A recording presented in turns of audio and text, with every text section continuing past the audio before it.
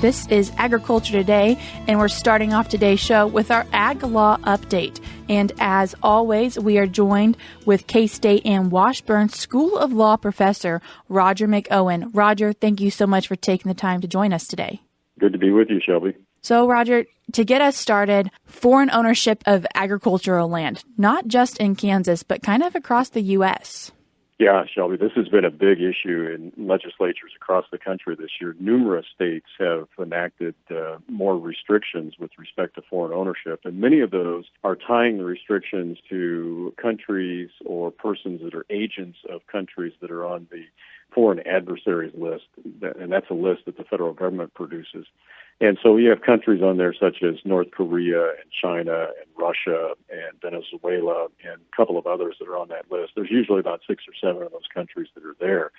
And the concerns have been highlighted by some pretty high-profile incidents that we've had over the past year. Of course, there's been an attempt by the Chinese to buy farmland very close to a military base in North Dakota, seeing China acquire a large amount of farmland in Florida as well as Texas. And, of course, a couple of months ago, the Chinese balloon, spy balloon that flew all across the United States during these legislative sessions, highlighting the tensions, too.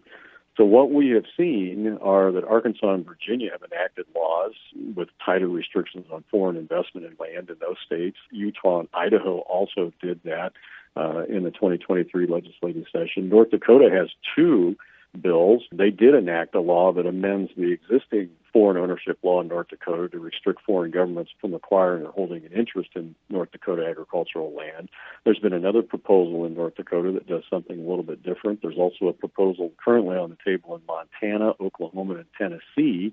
And Oklahoma and Tennessee, those bills have been passed by the legislature, but they're not yet fully enacted. And so we may see some more developments here in the next few days because these bills that have passed are now at the governor's desk in these states, and they're ripe for signature. And here we are in May, approaching the middle part of May. And this is about the time when the sessions end and the bills that have been passed either are or are not signed by the state governor. And Kansas also it started considering 2 bills. It got boiled down into 1, but it did not pass this session. Has the foreign ownership of agricultural land been a topic for many years, or has it really just recently come on? Well, the federal government has always had a reporting statute. The Agricultural Foreign Investment Disclosure Act was enacted in the late 1970s, and that's just a reporting law. But it's been really heightened the past 5 or 6 years with international events, and so the states are looking at kind of trying to take the lead on this. And there's also legislation introduced in the Congress, in the U.S. Congress, that would have more restrictions other than just simply a reporting requirement. So it does merit attention. Now, in Kansas, there's not much outright ownership of agricultural land in Kansas. There are holdings by foreign countries, but those foreign countries are not on the adversary list. Those would be primarily countries in the Netherlands or in Germany or Canada. Canada is a big one. But they're basically tied to wind energy. And so it's a little bit different. It is a foreign holding, and that's to be distinguished from a foreign ownership. But we do have those numbers. And you know, the raw numbers seem pretty big, but percentage-wise, it's still pretty small in Kansas. And Roger, now a little bit of a shift. We've talked a lot about water, but the waters of the United States, specifically looking at Kentucky, what is that looking like? Well, this is the definition that's gone back and forth, kind of like a pendulum on a grandfather clock for the last few administrations. And you get, based on who's in power and control in the White House and in the Congress, you get a kind of a different definition of what a water of the United States is, because the U.S. Supreme Court almost 20 years ago really failed in a significant case to give us a clear definition of what a water of the United States is. So that's left it up to administrations and the administrative agencies, such as the EPA and the Corps of Engineers, to define what a water of the United States is. And that's where you get kind of the particular political position of the party in control that then ends up through the regulatory agencies defining what the scope of a water of the United States is. So you get a very broad definition under the Obama administration.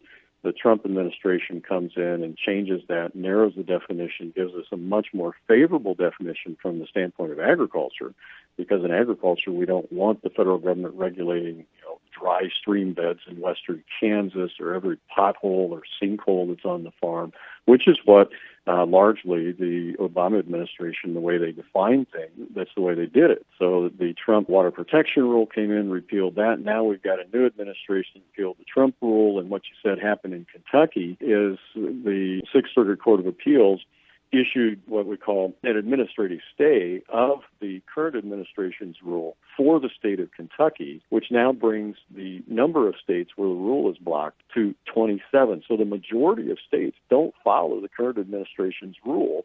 It's been stayed. It's under an injunction. And at the same time, we have the U.S. Supreme Court that is considering a case from Idaho, not on water of the United States, but on what is a wetland, which feeds into the definition of water of the United States. So that case could end up reversing everything that was recently enacted in terms of an administrative definition of a WOTUS. So we shall see. This is really going to heat up here soon because we're going to have that Idaho opinion by the end of this court's term.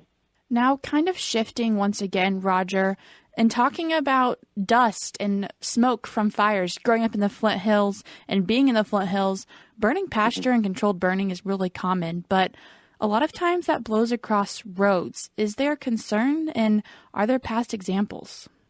It is a very important technique in terms of range management in the Flint Hills, because if those Flint Hills if those pastures are not managed, then we end up with all types of brush and trees and invasive species, and the quality of the pasture that the cattle are grazing on diminishes significantly. So burning of those pastures really makes the grass much more vibrant. You can put more weight on cattle faster. It's a great economic practice. It's also good for the range management scientists will tell you it's very good for the overall ecology of the Flint Hills. But from what I deal with on my side of these things is what's the potential risk, liability risk, legal risk that a farmer or rancher has when you engage in those situations. And this was highlighted recently because of a major accident on an interstate in downstate Illinois, in the rural part of Illinois, where there was a lot of blowing dirt from soil in farm fields adjacent to the interstate that created, in essence, blackout conditions on the interstate. And you had a massive, really massive, some accounts said the vehicles that crashed were 90 vehicles, and then you had some deaths. And so the questions I started getting was, well, are the farmers potentially liable for those injuries and deaths caused by the dirt from their fields blowing across the interstate and obscuring visibility, which is what the State Patrol said was the cause. And basically, the answer to that is no. Farmer is not, in that situation, would not be responsible for death or damages sustained by motorists because of that blowing dirt from the field. But there could be, and this is where we can tie it back to pasture burning in the Flint Hills, there could be monetary fines for violating a soil erosion statute, or you could have loss of farm program benefits for being out of compliance with a conservation plan. Now, Kansas has a soil erosion statute. A lot of the states in the Midwest and the Plain states do, and those statutes date back to the Dust Bowl days of the 1930s. So you could potentially, a farmer, say in Illinois, could be fined for not following good husbandry practices, good farm management practices, good farming practices, and failing to plant a cover crop over the winter or improperly preparing the seed bed, those types of things. But there wouldn't be liability for the blowing of the dirt because this was a windstorm that came through, excessive high winds. We can't control that. But again, there might be the potential for fines or loss of federal farm program benefits if you're out of compliance with your conservation plan for your farm. And that's that's what's happened in some cases. The Iowa statute was challenged as unconstitutional back in 1979, but it was upheld against that challenge. And we've had fines asserted with respect to smoke blowing across roadways in Kansas from pasture burns, but not so much on the liability side of things, the civil or criminal liability. It's just more of a fine for not following the administrative rules when you conduct a controlled burn. What is the big takeaway you would like people to know about stuff blowing across the road? It's always important to use good farming practices if we're talking about soil erosion. That will always help minimize the type of situation that occurred in Illinois. But again, you can't control the weather, and the same thing would apply with respect to pasture burning. You want to use common sense. You want to follow the administrative rules that are there and make sure if you're burning pastures, you've got the appropriate backfire has been burned. You're not burning when the winds are above a certain amount. You're not burning when they're too low. You want to have the winds right. You want to have them out of the right direction when you start.